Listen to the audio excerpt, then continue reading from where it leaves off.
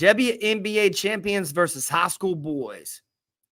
I've heard a little bit here and there on this, as far as I may have seen a clip or two, ESPN, but I haven't seen this particular video. But let's check it out. So let's get it, man. WNBA champions versus high school boys.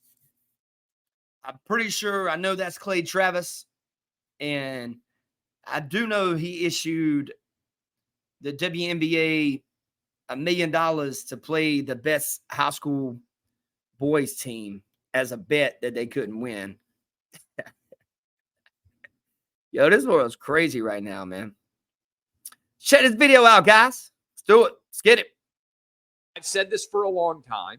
It is 100% true. A good state championship caliber high school boys team would smoke the best team in the WNBA. I mean, you're not wrong. For many sports fans, what Clay Travis said is nowhere near controversial, as it's an opinion based in sporting reality. But What do you know? Chelsea Gray, a WNBA player who plays for this year's WNBA champions, the Las Vegas Aces, well, she had a problem with the statement. I want problems, always. And responded to Travis by calling him a dumbass. Gray's response to Travis undoubtedly brought more problems to the already problem-riddled WNBA. Yeah, I mean, I get it, man. Probably hurt her feelings and stuff, and I get it, man. I get it. I understand her frustration, but I'm not going to get into my thoughts on it yet. So, as Travis doubled down in his response to her by offering to put up $1 million in a WNBA versus high school boys basketball showdown. Unsurprisingly, Gray, the Aces, nor the WNBA have responded to Travis's offer. Of course not. Seemingly aware of the reality of what would unfold in such a game.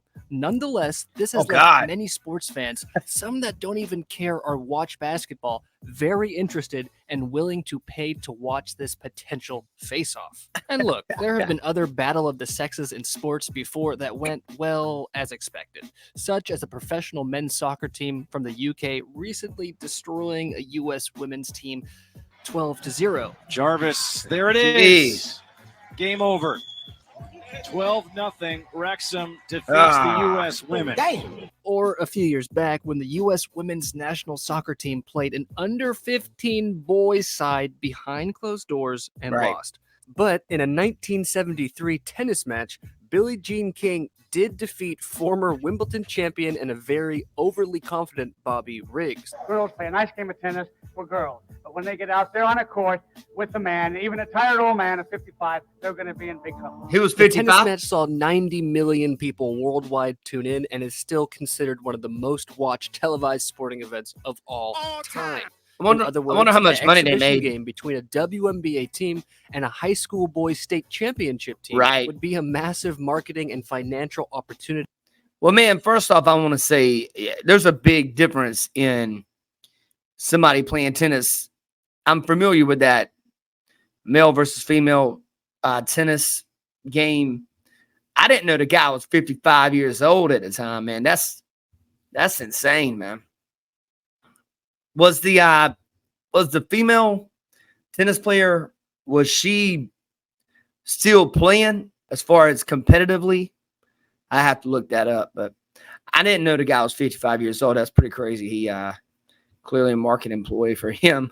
It's a lot different than playing a young man's high school champion, state championship team than it is playing against a 55-year-old man. So for the WNBA and the players that take part in that game. As if you threw that game on pay-per-view, that could make some money, though. Millions of people would tune in. Yeah, no doubt. The game would have too many underlying narratives for it not to draw impressive numbers. It would draw those purely interested in the spectacle. It would draw people who wish to see two different genders compete against each other. It would draw both the supporter of the WNBA as well as all the haters of the WNBA.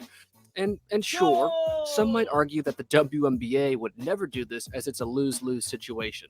Either the WNBA team loses to a high school team, it ain't gonna do it, man, or they beat the high school team and aren't given credit for it as they only beat high schoolers. However, there are many possible ways I guess you could look at it like that. WNBA. First, taking part in the game would probably earn that 12-woman roster more money in a single game than they might make their entire WNBA career if the game is on pay-per-view. Second, since most basketball that's fans what's up. understand the level of top high school boys, the WNBA team wouldn't even necessarily have to win. Just keeping the game close and competitive would be massively impressive. Yeah, that's true. And That's might true. increase respect for the league. Remember, before rule changes, players could go straight to the NBA from high school. Think Kobe, LeBron, KG, T-Mac, and we gotta show some love to the Rain Man Sean Kemp. Dang. So it's highly Rain likely Man. the WNBA team would be I just facing love off Sean against Kemp. some players that have the talent to be in the NBA. Thus, a close loss is actually quite respectable. Lastly, this game would undoubtedly be the most watched game WNBA players have no ever doubt. been a part of. Therefore, it would be the biggest marketing opportunity ever.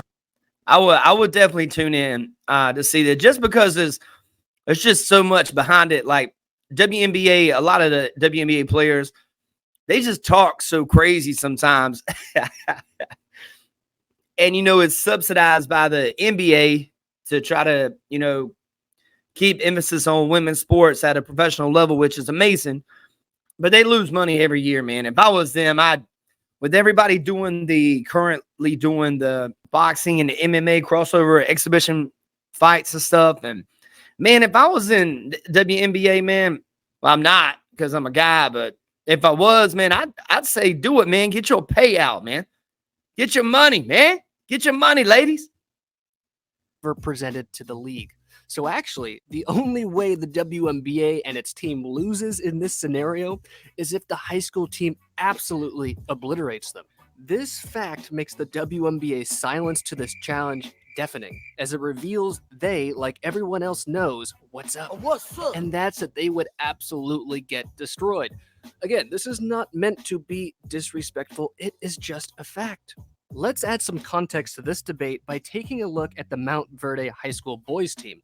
This is a school, by the way, that boasts alumni such as Joel Embiid, Ben Simmons, and D'Angelo Russell, just to name a few. Their current roster consists of center Derek Queen, the number 12 prospect in his class, coming in at 6'10", 240 pounds. It's a big boy from high school. Asa Newell, the number 13 prospect in his class, coming in at 6'9", 205 pounds. At small forward, we have Cooper Flagg, the number 1 prospect in his class at 6'8", basically 200 pounds. Yeah, that kid's nasty, Shooting man. guard, Liam McNeely, the number 15 prospect in his class, Jeez. 6'7", almost 200 pounds.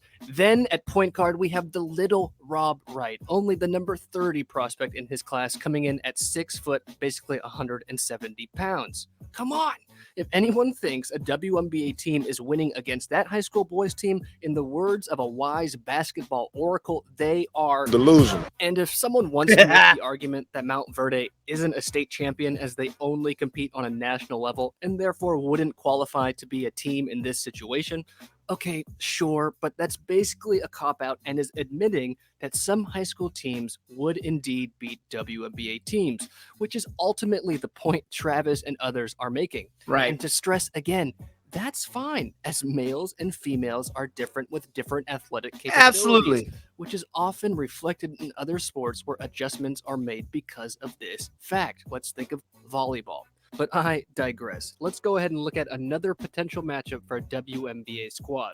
A Florida State champion from this past year, the Christopher Columbus basketball team. They boast a starting five of Cam Boozer, the second-ranked prospect in his class who comes in at 6'9", 225 pounds. Then Malik Abduhali, who is 6'8" and has committed to play D1 at Princeton. Next up, we got Caden Boozer, who is the 16th prospect in his class, who comes in at 6'5". To finish off the lineup, we got Angelo Miranda, who's coming in at 6'4", and Benny Fragella, who's coming in at 6'3". 3. And a little fun fact, the boozers on this team are the sons of former NBA player Carlos Boozer. Carlos But anyway, Boozer, man. If we really examine the matchup between the Las Vegas Aces and this Columbus squad, we'll see the boys would always have the majority of the tallest players on the court, while always having the faster, stronger, higher jumping players in a sport where those attributes intersect and often matter in success. You know, real talk. Real talk. Anyone who thinks an undersized, less athletic WNBA team is beating that boy squad is probably on Crack. but ultimately, for the majority of sports fans who would Stephen die A. to Smith's see crazy. this matchup, there's almost no chance we'll ever witness a WNBA team No, take on man. a high school You'll never boys see that, state man. champion. Nonetheless, I stand firm in the opinions that it would bring in loads of money for the WNBA if would. done via pay-per-view, that it would be the biggest marketing opportunity the league has ever had, and that it could actually increase respect for the league if they were able to hold their own. However, if a game like this ever does happen, make the same bet as the UConn women's head coach, Gino Auriemma. I'm going to go to the ATM and I'm going to sell my house and I'm going to put all my money On the boys team. Anyway, thanks for watching. Yo,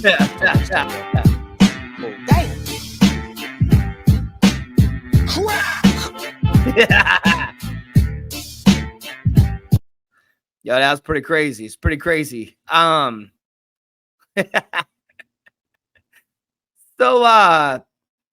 yeah, man. So I checked it out. Yeah, I can, I think the whole thing with the WNBA is, they're subsidized by the NBA. And I think the biggest issue people have is it just comes across as they're being like really, really arrogant. I think to just the average sports fan, they're always complaining about the money situation, yet nobody really goes to WNBA games. I'm not saying that. That's not me saying it. That's factual information. We live in a society where it's supply and demand. If you draw heavier, you get paid more. I'm a musician. I know my pay scale. And then, the people paying my bills, I'm rendering them a service just like the WNBA would be rendering WNBA fans a service. So I think what the public's issue with them is they want what they say is fair pay, but in reality, they're being subsidized by the NBA. I mean, they're being paid for because they can't pay for themselves. So I don't think that's me taking a shot at them. I don't think that's other people taking a shot at them. I think that's legitimate. That's a legitimate thing that you can make as a point to the NBA, to the WNBA. I think the WNBA is a great thing for young women to have and fans alike. I know there's young girls probably all over the world that would like to be a professional female basketball player. So it's a good thing to have. Maybe they could figure out some things to get more people interested in it. But, one thing that the public is irritated with them about is they want to be paid the same thing as the NBA male players. The NBA has a massive, massive fan base, like worldwide, massive. And they pack out stadiums overseas. The WNBA, they don't pack out courts or stadiums here in their own hometown. So you can't look at it like that. It just makes them look like they're coming across as entitled.